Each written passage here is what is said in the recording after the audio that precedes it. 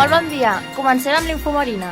Jo soc la Laia Jordà i a mi m'acompanyen els meus companys Joel Guevara, Ismael Aguil, Àlex Pérez i Sergio Heredia. Tractarem temes que ens influencien a tots els habitants d'aquest poble.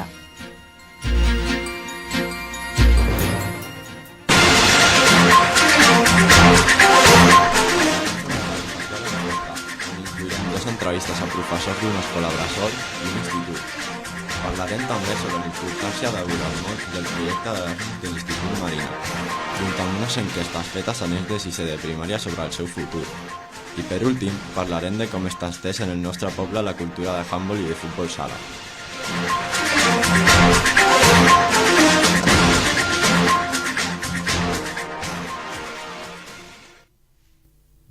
Hola, molt bones. L'Institut Marina, encara que estigui localitzat en el petit poble de la Llagosta, ha estat en diversos llocs d'Europa, com poden ser Itàlia, Lituània i Polònia. I us preguntareu, com pot ser? Doncs gràcies a l'Erasmus. Era què? Erasmus. És un projecte de 2 anys finançat per la Unió Europea que es basa en la mobilització cap a l'estranger d'alumnes de quart d'ESO i de professors. Els alumnes seleccionats per participar en aquest projecte esdevindran investigadors i les seves troballes seran utilitzades per intentar millorar el nivell de satisfacció i aprenentatge a les classes. Sembla un joc de nens o unes minivacances d'1 setmana, però es requereix molt esforç, un alt rendiment i, sobretot, un bon nivell d'anglès. Es fan diversos tipus de projectes, específicament 2. Un és Let the Science Discover Us, projecte de ciències orientat per als estudiants de ciències, que es proposa augmentar el nivell d'èxit a les matèries de ciències i l'interès en aquestes, i els països participants són 5, Turquia, Espanya, Itàlia, la República Txeca i Hongria. Les organitzadores són 2, professores d'anglès, Marta Bellisca i Raquel Abad, la qual vam entrevistar. Què opina sobre l'Erasmus? L'Erasmus és un projecte europeu, tinc molt bona opinió d'aquests projectes perquè el que fan és apropar als nostres alumnes i també al professorat altres cultures, altres llengües, altres maneres de veure el món i al mateix temps el que fem és també trencar estereotips. És una bona manera de conèixer gent d'un altre país, sobretot per a un alumne que potser no té les oportunitats de viatjar perquè no té el pressupost per fer-ho. Creus que tot el món és apte per a ell? Bé, jo crec que tot l'alumne que tingui ganes i tal podria participar, però clar, normalment s'enfoca a uns nivells determinats, no? Quan ja l'alumne ha agafat unes competències bàsiques, les ha desenvolupat i es pot comunicar en una llengua estrangera. Per tant, normalment són quarts de l'ESO, primers de batxillerat, que són cursos que no estan no són tan pesats i bueno, ja es poden comunicar d'una manera bona. I què canviaries de l'Erasmus?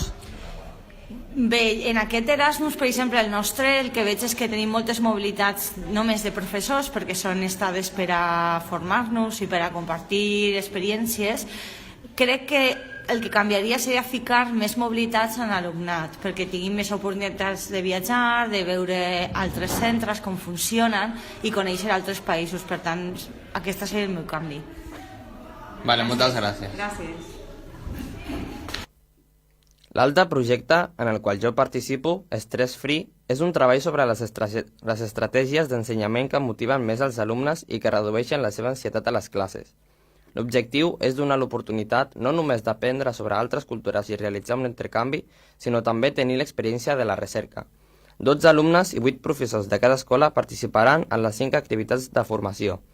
L'Erasmus ja porta 9 anys en funcionament i encara que té com a objectiu fer aprendre als alumnes. Per diferència, la diversió és el més notori d'aquest projecte.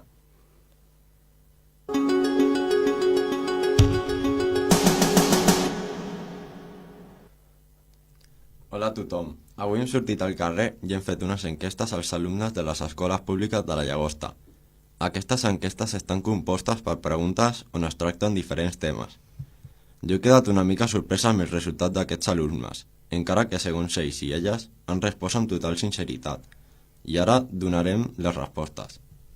En primer lloc, a la primera pregunta es podia veure una imatge on apareixia Mahatma Gandhi, i els resultats han sigut que el 50% dels alumnes han encertat. A la següent pregunta es veia la imatge del Rubius, i els resultats hem pogut comprovar que més del 80% han encertat. La següent pregunta ha demostrat que més del 50% dels alumnes volen ser youtubers abans que advocats, notaris, etc. I per últim, hem vist que la gent treballaria més pels diners per sobre de tot. Amb aquestes preguntes hem pogut observar que els joves d'avui dia passen molt de temps veient vídeos i que YouTube està més popularitzat que la cultura. També hem comprovat que per treballar anteposarien els diners a les seves aficions. Amb aquestes dades també hem pogut confirmar el que molts especialistes i pares i mares pensen, sense anar més lluny, que les generacions següents no tenen gaire aptituds. I ara donarem pas a la següent secció amb Laia Jordà.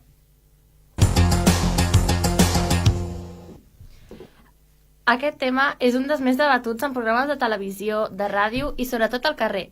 L'educació. Al nostre poble comptem amb 5 escoles bressol, 4 escoles primària i 2 instituts de secundària. Per saber com està l'educació d'avui en dia, hem preguntat a un professor de l'escola bressol i un altre de secundària, per saber, i així contrastar, les diferents opinions sobre les noves generacions. Primer, hem entrevistat a l'Estefania Sánchez, professora a l'escola bressol Cocotràs des de fa més de 5 anys. Hola, bona tarda. Et vull preguntar que com veus tu el canvi, si has notat canvis de generacions les més properes que has tingut a la teva carrera, o sigui, del principi de la teva carrera fins ara.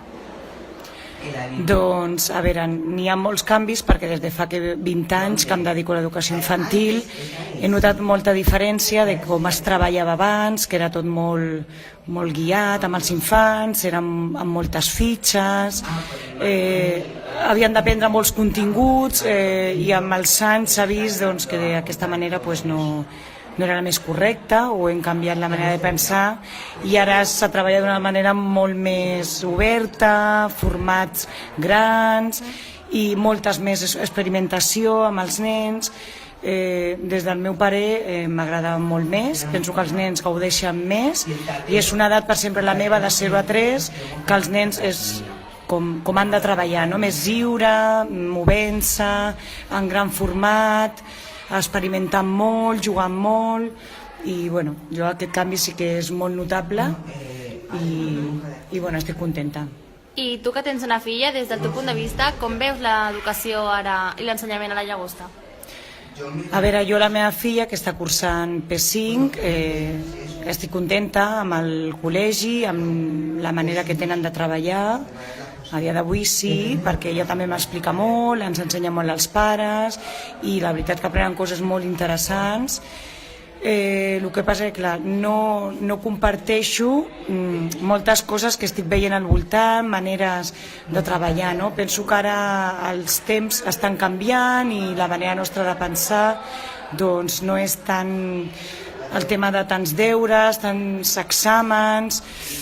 Em costa una mica, no? Penso que és molt millor no treballar tants continguts i enfocar-lo d'una altra manera, tot molt més pràctic i penso que això és molt més positiu pels nens i espero que amb el temps això s'entengui, encara que costarà, però penso que arribarà. Vale, doncs moltes gràcies.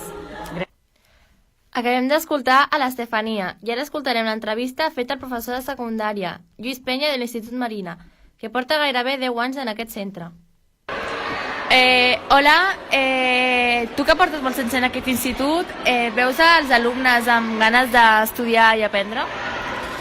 Home, n'hi ha de tot. N'hi ha alumnes que tenen molt interès, que tenen moltes ganes d'aprendre i d'anar més enllà i inquietuds per adquirir nous coneixements, i n'hi ha d'altres que que tenen una apatia, Ara bé, no és ni més ni menys que en altres llocs, més o menys n'hi ha un percentatge alt d'alumnes amb molt interès, sí. Veus a les noves generacions i els alumnes d'aquest institut amb plans de futur o la majoria no saben què fer? Home, actualment és un problema general, és un moment en què s'estan adequant les demandes de feina que hi ha amb les titulacions i moltes vegades no n'hi ha una correspondència. Això provoca que els alumnes estan una mica perduts de què han de fer, o sigui, que no saben ben bé quines titulacions han de tenir per poder treballar en el futur, però això no només passa a la Llagosta, passa a tot arreu, i és un període en què s'està adequant, però jo crec que aquest període d'adequació serà permanent, perquè el segle XXI serà un segle en el que tot està en continu canvi, en continu moviment, i serà el futur. Aquella estabilitat que teníem abans i una feina que era per tota la vida i una carrera que ja teníem molt clar que és el que farien, ara com les feines de la segona meitat del segle XXI ara actualment no existeixen ni serà així. O sigui, és una incertesa però que serà permanent. I per últim, com veus tu l'educació en el nostre poble, per lo que pots observar a l'institut? L'educació a la Llagosta, no, normal, com a altres llocs, no és... Mira, n'hi ha una constant que hem comentat moltes vegades, que a la Llagosta els alumnes són molt... Poden ser més moguts, més treballadors, menys treballadors, però en general són molt nobles, és bona gent, i això ha de perdurar, i perdurar aquests valors de saber veure el que està bé i el que no està bé, i respecte cap als demés, tot i que a vegades, fruit de la immaduresa, fan coses que no haurien de fer, però en general n'hi ha molt bona gent a la Llagosta. Moltes gràcies. Hem escoltat els testimonis de dos professionals del sector de l'educació, amb opinions diferents, però tots dos crec que coincideixen en un concepte. L'educació segueix sent important, igual que 10 anys enrere, i ho serà sent en un futur, sigui llunyà o proper.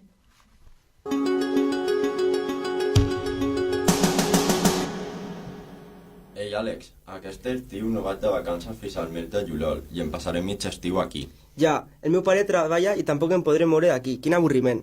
Ei, nois, de què parleu? Res, que aquest estiu no ens mourem de casa, no tenim res a fer. Que no us heu assabentat del Casal Jove? És un espai on fem activitats en grup i ens ho passem molt bé. Us hi apunteu? Casal Jove, el teu lloc ideal.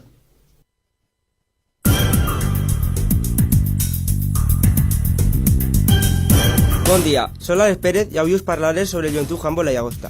Aquest club està compost avui dia per 18 equips. L'infantil masculí està format per jugadors de primer i segon any, més 3 jugadors alevins, que participaran a la segona catalana i la lliga catalana. El cadet femení participa a primera catalana, amb jugadors de primer i segon any, reforçades amb jugadores de l'equip infantil. Aquest cadet masculí A combina jugadors de primer i segon any, que juguen en lliga catalana, que aquest any han acabat la lliga campions. El juvenil femení és un equip de nova creació que ajunta jugadores de l'any passat que jugaven al sènior amb altres que pugen de la categoria cadet. El juvenil masculí aquesta temporada jugarà sectors per accedir a la primera catalana. És una barreja de jugadors de primer i segon any. El sènior femení participa per la quarta consecutiva a primera catalana. Es veurà reforçada per jugadors del juvenil. El sènior masculí participa a segona catalana masculina per tercera temporada consecutiva. I ara parlarem sobre un noi que és jugador del Joventut Handbol La Llagosta que va estar jugant al Futbol Club Barcelona durant 2 anys. Aquest noi es diu Yusufa Quejera. Té 15 anys i amb només 13 anys el va fitxar el Barça. Us deixem amb l'entrevista que li hem fet. Decidir deixar el teu equip i anar a jugar al Futbol Club Barcelona? Doncs perquè... Per què vas decidir deixar el teu equip i anar a jugar al Futbol Club Barcelona? Doncs perquè jo vaig veure que el meu futur estava allà en el Futbol Club Barcelona. Va. Quina va ser la sensació d'estar jugant en un equip de primera categoria? Doncs molt emocionant perquè vaig jugar contra un dels millors d'Espanya i que això em va motivar molt a l'hora de ser un deportista. Vale. I quina va ser la raó perquè deixessis l'equip Futbol Club Barcelona i per què et vas incorporar de nou al Joventut Handbol La Llagosta? Molt bona pregunta. Doncs que per problemes de transport vaig deixar el Futbol Club Barcelona i vaig tornar a La Llagosta, que on és el meu origen, on vaig començar a jugar a handbol. Vale, pues moltes gràcies, Yusufa. A res.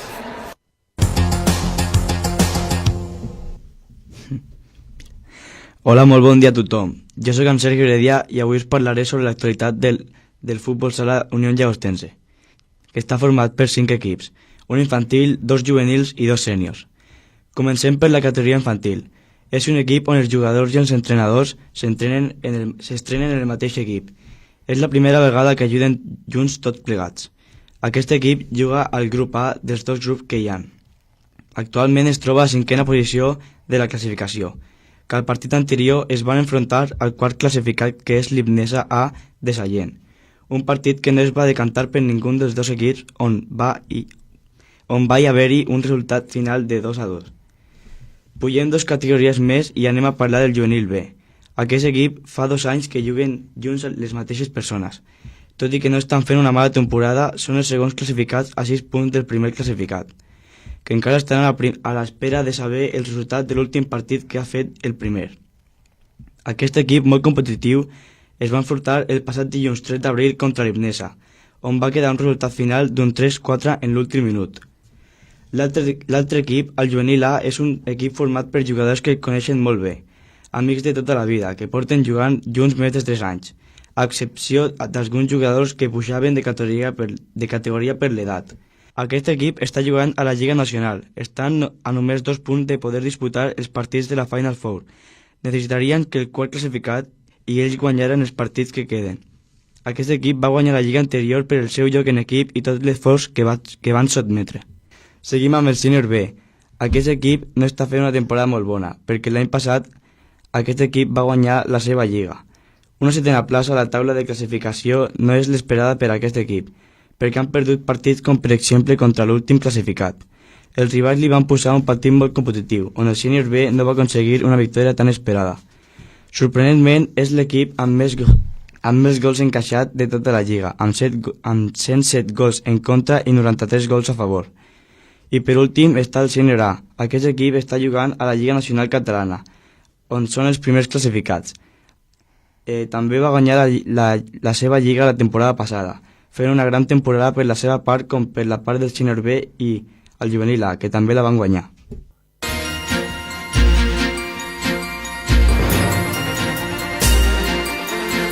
Ens acomiadem de vosaltres per avui. Espero que us hagi agradat, que hagueu aprengut molt i fins una altra. Adeu!